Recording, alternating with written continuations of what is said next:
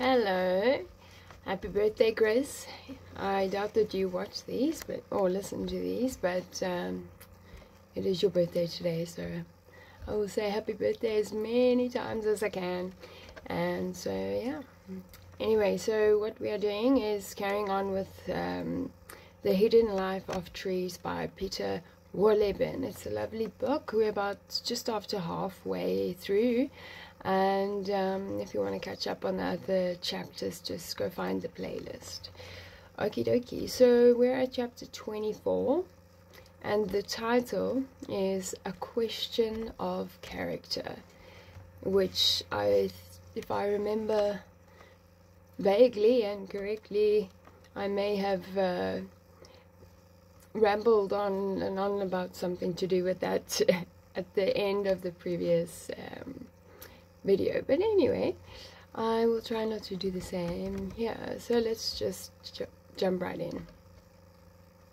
On the country road between my home village of Hummel and the next small town in the Ahr Valley stand 3 oaks.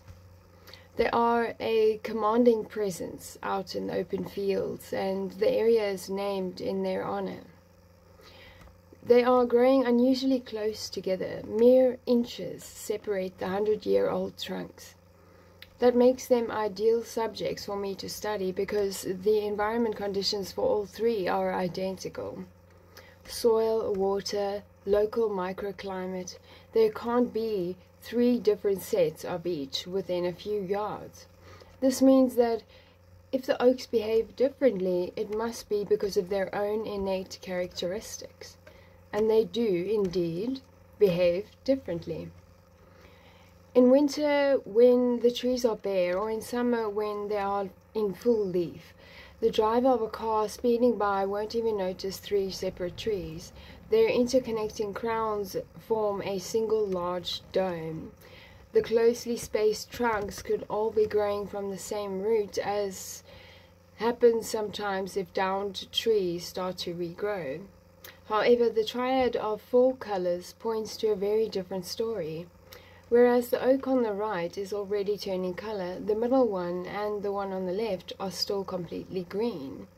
It takes a couple of weeks for the 2 laggards to follow their colleague into hibernation.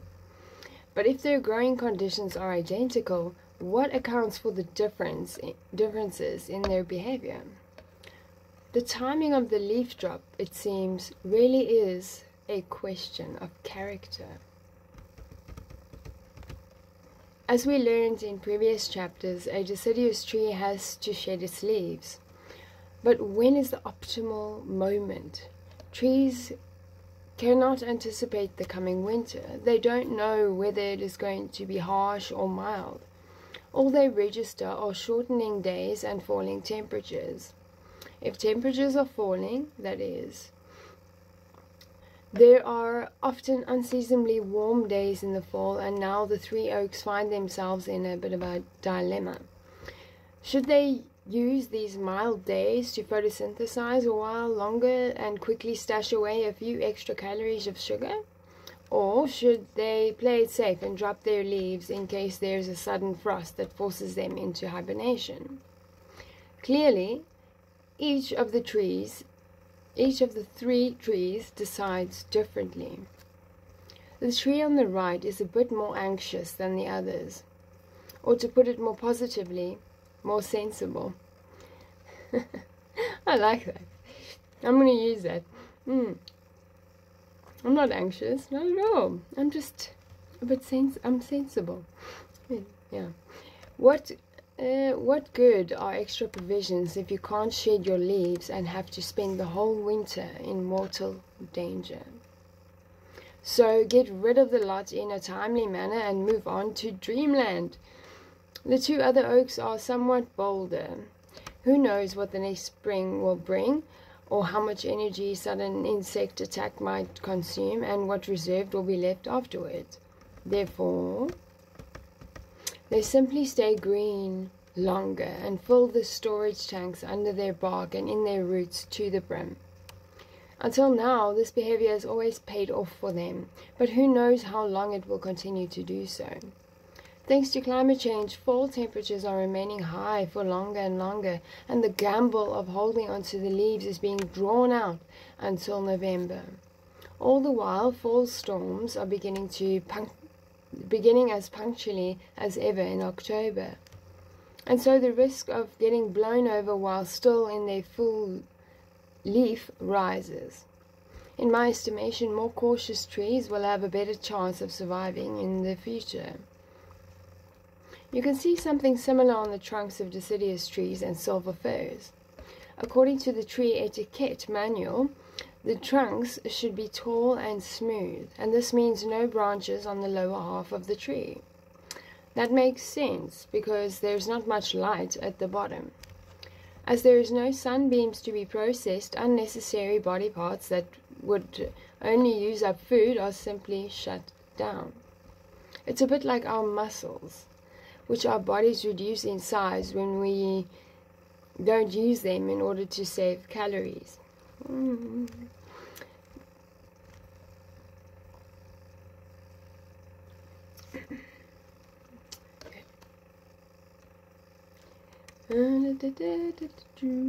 So I lost my place there.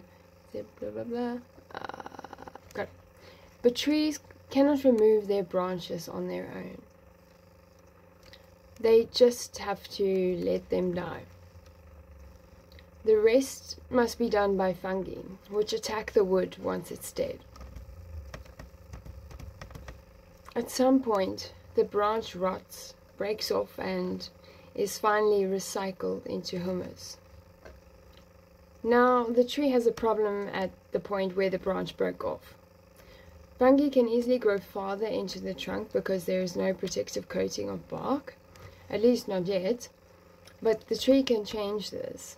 If the branches were not too thick, up to 1 inch across, it takes just a few years for the tree to close the gap. The tree can then saturate the area with water from the inside, killing the fungi. But if the branches were very, very thick, this procedure takes too long. The wounds gape for decades, offering portals through which the fungi can enter and penetrate deep into the wood. The trunk rots and at the very least becomes a little less stable. And that is precisely the reason the etiquette manual calls for only thin branches on the lower part of the trunk. Once they have fallen off as the tree grows, under no circumstances are they to be replaced.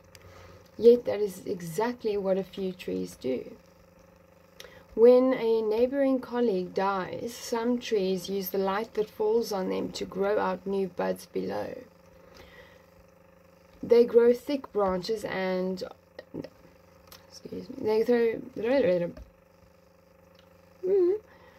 They grow thick branches that are very beneficial at first. These trees can now take advantage of the opportunity to photosynthesize in 2 places at once, at the crown and lower down on the trunk. But one day, perhaps 20 years later, the other trees standing around will have increased in size of their crown so much that the gap in the canopy closes up. Once again, the lower levels are dark and thick branches die. Now, the trees pay dearly for their craving for sun. As I've just described, fungi now march deep into the trunk of the foolish trees and put them in danger. When you take your next walk into the forest, I hope you've done one at least through the series. If not, let's keep it as an aim, as a goal, a nice goal to do. But also, as we've learned per the book, don't do it in a storm, please. That's dangerous. Okay. When you take your next walk into the forest, you can check for yourself to see that such behavior really is an individual choice and therefore a question of character. Take a look at the trees growing around a small clearing. All have the same temptation to do something stupid like growing new branches on their trunks, but only a few give in. The rest keep their bark nice and smooth and avoid the predictable risk. That's the end of that. I mean, really, I really feel as if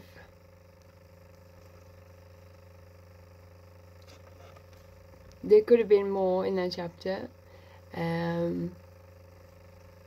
At least, or I think I was expecting more. I was hoping for more. I'm sure there is much more to be said about the character of a tree, and I suppose maybe I'll find that in a different book. And again, I'll mention I would love to take book suggestions. I'm very much liking this vibe. But anyway, that was a very short one. And to be honest, I feel slightly disappointed. And I mean, it's not like I didn't learn something new. I'm appreciative of that. That's something to be grateful for. But yeah, anyway, so the next chapter is chapter 25. And I'm not sure if I should tell you the title, but maybe I should, in preparation.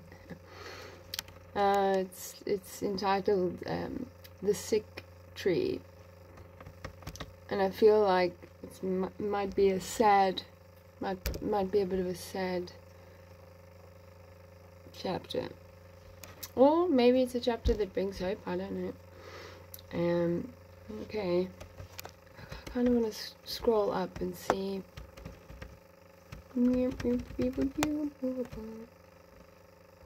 A question of character. Let me just try and get a glance here. What stood out for me?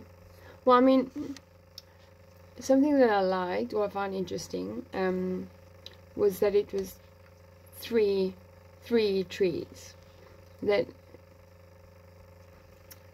And I've that that dynamic is interesting. And then I think he mentioned.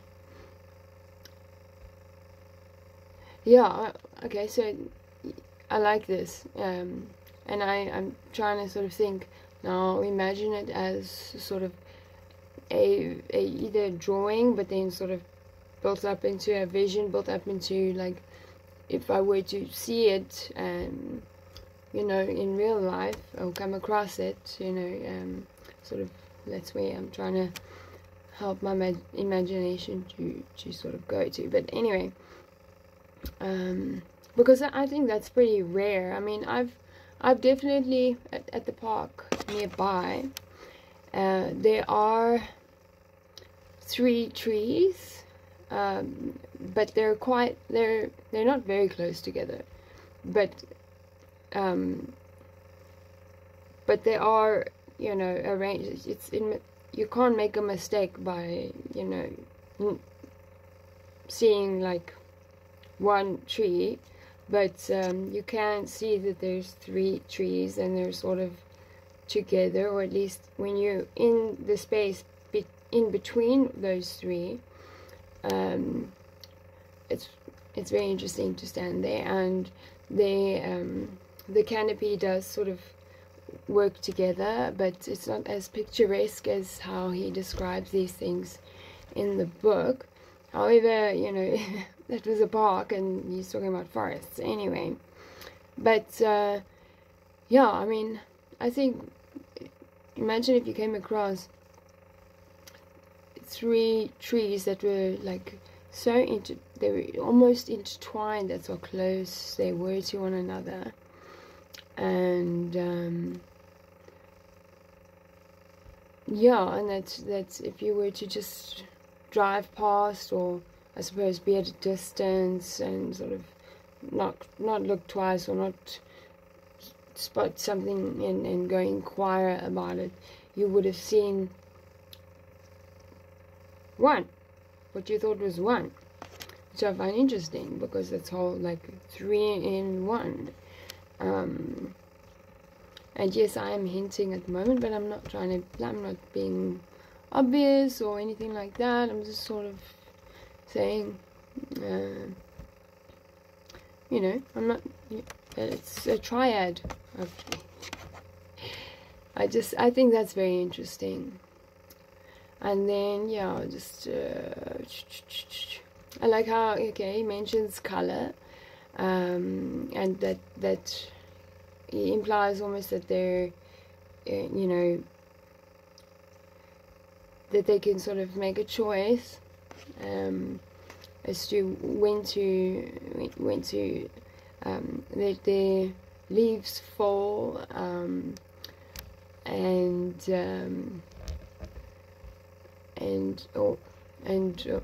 whether they want to sort of hold on and get as much photosynthesis and store up as long as possible, so then you got the green for a bit longer. And so like it's sort of a choice is involved, you know, in terms of the color that you'll see of the leaves of one of the three trees, which I find okay. And then I think of colors, and then I think of the primary colors. And this is a mini art lesson, but it's one of the first things that you should learn if ever you are taught about color or paint or mixing color. Just yeah. So the three primary colors: red, blue, yellow. Those are the three primary colors. And I could go on to secondary colors and but I'm not going to. But the three primary colors: red, yellow, and blue. And with those, if you just have those three, you can make a bunch of different colors from those, and then on. And okay, so I'll just carry on a little bit. So for example, you mix the red and the yellow together, you'll get orange. If you mix the yellow and the blue together, you'll get green. If you mix the blue and the red together, you're going to get purple. So now from three colors, boom, you've got what, 6? Yeah. And I just think that's very, very interesting. And so you've got those colors to work with. And then I'm gonna just leave it at that, because yeah, I'm throwing in that creative aspect. We've got the nature aspect, we've got the triad, 3-in-1 type of vibe aspect, you know. And then something else that stood out as well was where, oh, I love the indication of hibernation being sort of linked to dreamland. Imagine the trees when they go into hibernation. Imagine that they dream. Imagine what kind of a dream a tree would have if it went into hibernation. Further than that, if it's a trio of trees all working together nicely in some sort of unity, so much so that the crown is, you know, a combination of these trees working together at the canopy. I wonder, you know, it would be so interesting to think now what kind of dreams would come out of there. And if they were to go into some sort of discussion, what would be birthed out of that discussion that could be the inspiration for, I don't know, an aha moment, or spontaneous new creation or creativity burst. Yeah. Or, you know, and I think, you know, I want to link something to do with energy as well.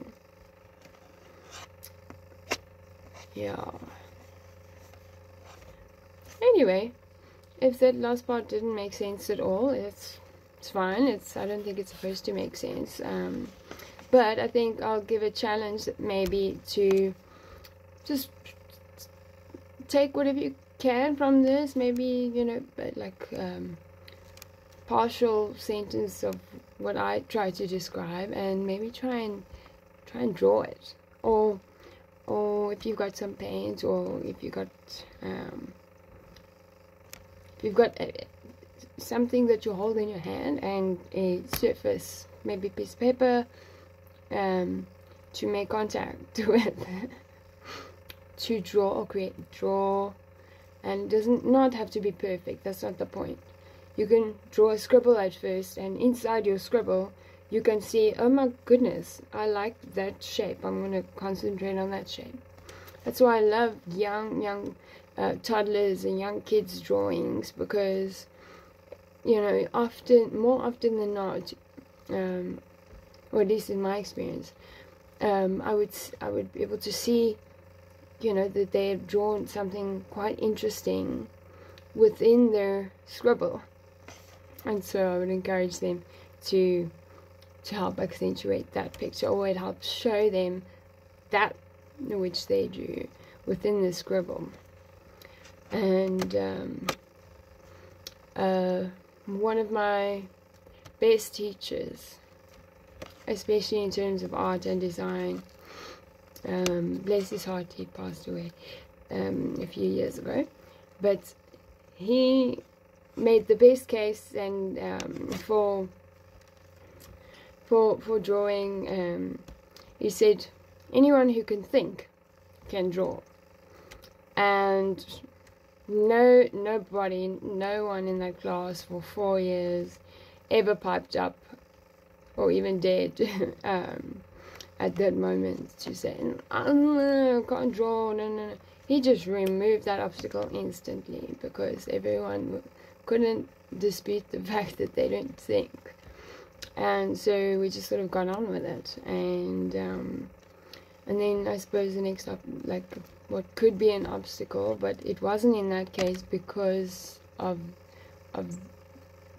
that, what he said. And so, you know, then it's about making that contact with you holding this pen or chalk or whatever in your hand, crayon, in your hand, and you've got a piece of paper or something, and it's about that contact. You make that contact with it, and then you move. You might even get into a really nice flow state, and whatever comes from that, maybe you do that for a few minutes, and you kind of get the urge inside, oh, you've got to write something down, the thought comes, or whatever. Or you feel, I don't know, but yeah, remember to breathe and just be free. I think even if you were to just sort of let your mind wander about what a dream would, what a tree would dream, and or if you could, or in the whatever scenario in which you would, what would you do of the creative kind of things? And that was not the most beautiful articulation of the English language, I know, but at least I'm not speaking Afrikaans to you, because then nobody would understand. I mean, some people would, but yeah, it's yeah, anyway. But yeah, I think I just want to encourage you, you know, do something creative. Do something creative. Do something creative. It's lots of things. If you maybe even if you take your phone and you put it on the camera and you look around your house and you see something with you can pick anything, and you take a photo of it. Then you try a different angle, you take different, and you look at how the light is cast, how the light is casting onto whatever you're taking a photo of, and maybe the light is coming from behind, so that there's a shadow coming from this way, but take from different angles, and don't criticize yourself. You don't even have to look at it, but or take literally one picture first, look and see, oh, that's pleasing to me. There you go. And you don't need to edit that or anything, but that's a start. And in fact, I'm not going to tell the story now, because I'll probably go on and on and on and on and on and on and on and on and on and on. But I have mentored about 2 people, mentored them in photography to learn, and then eventually, you know, start their own pages, their own small sort of businesses. And it's pretty amazing. I started so basic, and with each of them I started with a photo or a few photos, and then we went on from there. And you know, what really helped I think was the fact that I studied photography, so I could really sort of take the best points and help to guide the other person without having to overwhelm them, and also do it at quite a quick pace so that they can go out and build clients and start to, you know, have a little bit of income in that way. And yeah, anyway, that's random, but you know, what I'm trying to convey is that from one attempt of, you know, of being creative, like from one drawing or from one page of writing, or if you've got a flute, or if you've got a piano or a guitar, for 10 seconds at least strum a chord that sounds nice to you, you know, just get that feeling rising within you. Because I think that is something that's really, really important to connect to, and a lot of people have never connected to whatever that is. And it might just be the right brain, but I mean, I have not read Ian McGilchrist's books yet, but I really do want to read them in my lifetime. Anyway, okay, so bye, and just remember that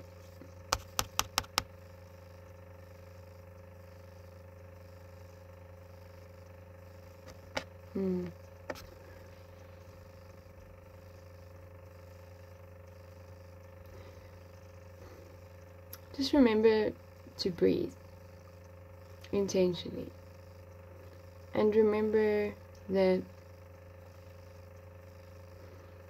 you are here, and that's not a mistake. And I feel the need to say this, but it may not be relevant to you, but whoever it is relevant to, this is for, that God has not forgotten about you, and He has been there the whole time. He can't wait for you to turn back to Him and embrace Him wholly, and lean into Him. And what He has in store for you is not punishment. He wants to love you. He wants to love you so much. He just wants you to get up, or He wants you to pivot. He wants you to show that you're willing to receive that love. And He wants you to turn back, come back home. He wants you to come back home. And He's not angry at you. He's not angry at you. He just wants to love you. Anyway. God bless, and yeah. Now I've extended that short chapter to 30 minutes, I'm sorry, but yeah, sometimes you'll have days where, like today, for example, with me, where you don't really get to use your voice much, or maybe that's the wrong way of saying it, or you haven't been able to, or you just haven't used your voice either in conversation or over some social or media, or, well, this is now the exception, or over voice notes or call or random strangers in conversation, etc., etc. But ultimately, you know, and it's quite sad for me to realize it again. But it's okay.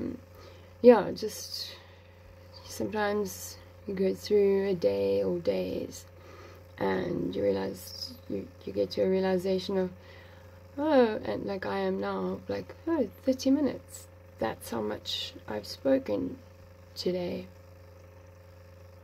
plus, you know, plus a few extra minutes that's not included in this, but I'm not trying to judge myself or anything like that, but I think I can do way better than that. But what I'm trying to get at is, this is an example of something that loads of people, too many people, go through. And the thing about that is, what I'm trying to say is that we've got this technology, which I really appreciate, because, you know, you can be, you know, at impossible distances, you know, geographically, to actually physically meet one another, but through technology you can, especially in conversation with somebody else, you can really make beautiful things happen and extend you can have made sound in a day that was meaningful, and it could have been in a conversation with another human being for an hour, and that would definitely generate a quality, and that makes a difference. It makes such a difference. And then on top of that, I think that it's still important that, or maybe not still, but I think that it's a really great thing,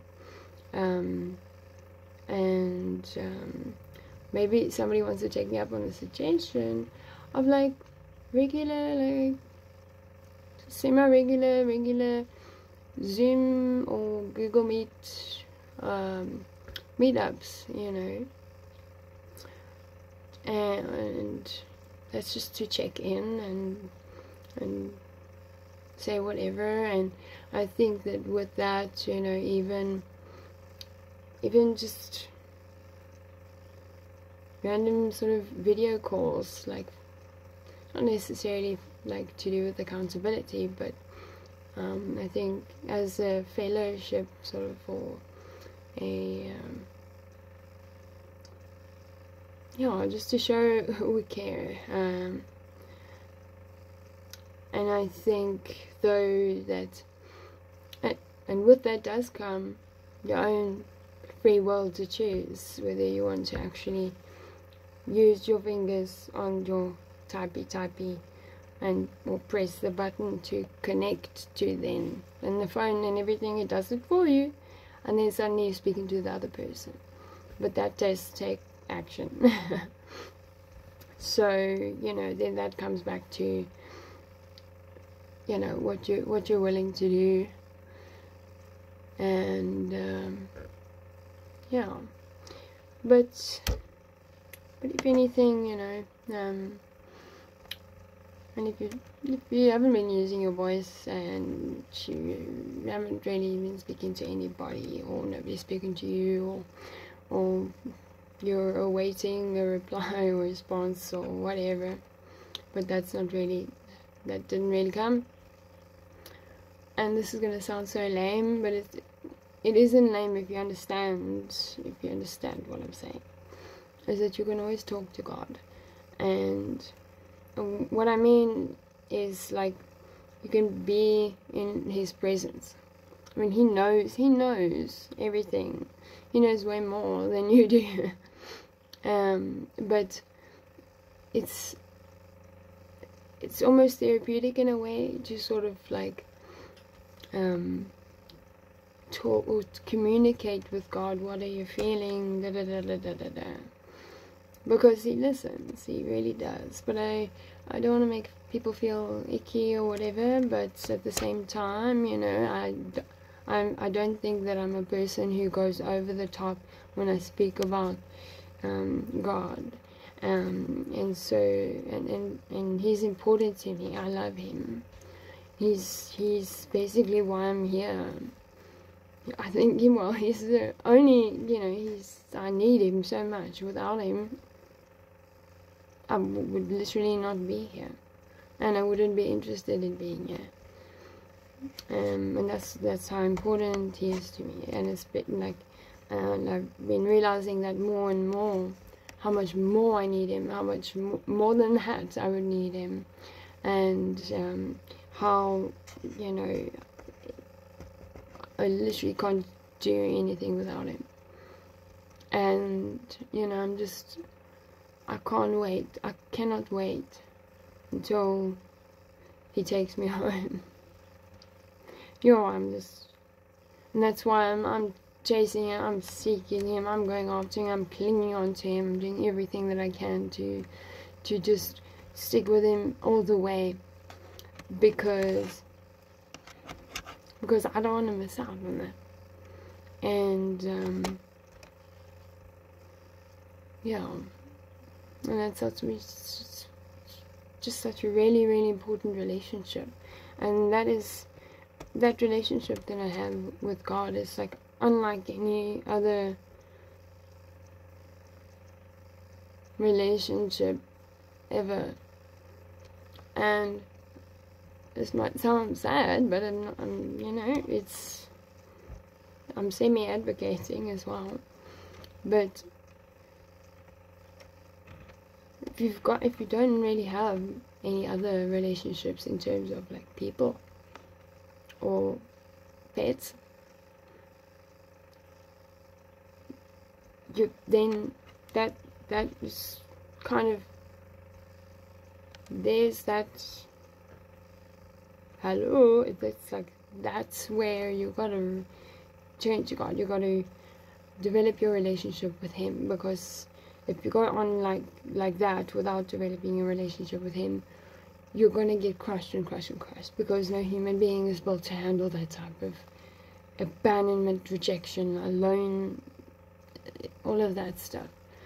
And but you can heal from that, you can move on, you can progress in life, you can, you know, and certain things, sometimes you're going through a season and things are flippin' strange. It's like a kairos, and you don't know what's going on, and you just don't know yourself, you don't know anything, but somehow you know deep inside that there's a God that loves you, and somewhere within that you could, you know, really look deep within your heart and check your heart and check the condition of the soil in there. Is it hard that no seed could even be planted inside? What's that like? What's the environment inside of your heart like? And by heart I mean like not the bubby thing, although just, you know, make sure that that's healthy, but by your spirit. And yeah, I know it's hard sometimes. I know that there's a lot of things that are hard, and sometimes those things you feel like you don't want to dare to speak to anybody about, because you don't want to cause trouble, or you don't want to cause conflict, or what's the point of trying anyway because nobody really cares, or there's a lot of those kind of thoughts, you know. Lots of people can tell you this exact same thing. And, you know, I think that I don't know all the solutions to that, but I think that certain things that make that better is practicing being grateful and doing breathing exercises. That actually helps with the gratitude. And that also, along with the gratitude, take 5 minutes outside and like make yourself sit and literally just be quiet, have that silence, and just sort of receive, just be in that moment. And that's just for 5 minutes every day, you know. And that's just a small example, like, that can really, really help. And that scenario in itself, you know, can be the initiator of a couple of other things that can cascade, that can also really help. And yeah, also if you're going through something that you do need help with, don't not go reach out for help. I mean, there's so many resources, you know, out there. So, you know, like, especially for mental health, or for any other sort of bodily or brainly. Your brain is connected to your body, by the way. That took me a long time to learn. Actually, I learned that a bit too late. Anyway, but don't hesitate to go to the doctor if you already know that that's what you should do. And you know, and also I feel like I need to say this: there is no shame in getting some therapy, or going for some therapy. You know, that can or finding a therapist in some kind of resource, you know, who can and will help you. And the reason why it's so helpful is, if you look at the bigger picture, that, you know, the process through which you heal, or the process of which you deal with the issue that you're experiencing, or whatever, it's handled, you know, professionally, safely, and quite in a timely manner. Because if you decided not to go for that and just try and do everything by yourself, solve everything by yourself, push away God at the same time, push away people at the same time, and then be miserable and have miserable instructions and concoctions in your own brain, and you can get stuck, and then you're ruminating, and then you can just be in a horrible space, and then it's like, and then you feel this pressure, maybe like, how are you gonna solve this? And it's all that stuff, and maybe you do, but it takes like 3 years instead of perhaps 3 months with a therapist. But yeah, I also understand that you know, there are so many resources out there, and not all of them are for free. And though if you do have the health insurance, or if you do have a way of engaging in treatment or going to the doctor, then make use of that. It's a way of just kind of, number one, kind of knowing what's kind of going on inside of you, and it's like, it's also, I think, you know, it's this like self-health check thing, a kind of a love. It's an act of kindness, it's an act of love, I think, towards you as well. It can definitely be, you know, yeah, you can help yourself by engaging in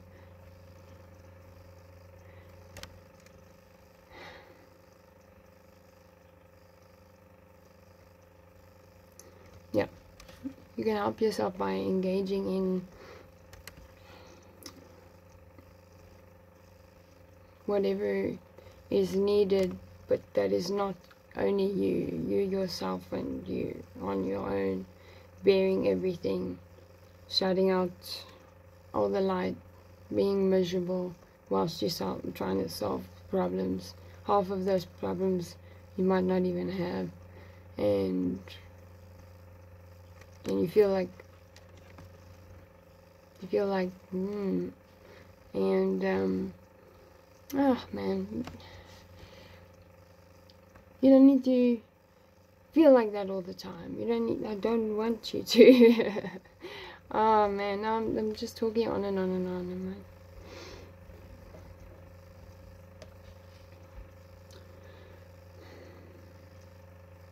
I guess there's something else that I need to say, but maybe, yeah, maybe it's not in this. I think, yeah, gosh, these are getting so long nowadays. I kind of, in a way, I kind of feel bad, and then, and by saying that, I mean, like, feeling like a little bit self-conscious, slightly embarrassed, and also I'm aware of that. I just shared some things that were from like a vulnerable place. And so I'm kind of nervous as well, and then yeah, it's kind of being awkward too. And so I'm gonna stop this video before I get too judgmental on myself, which is just that critical voice at the back of my head that sometimes wants to ruin things, but I'm not going to let that happen. I'm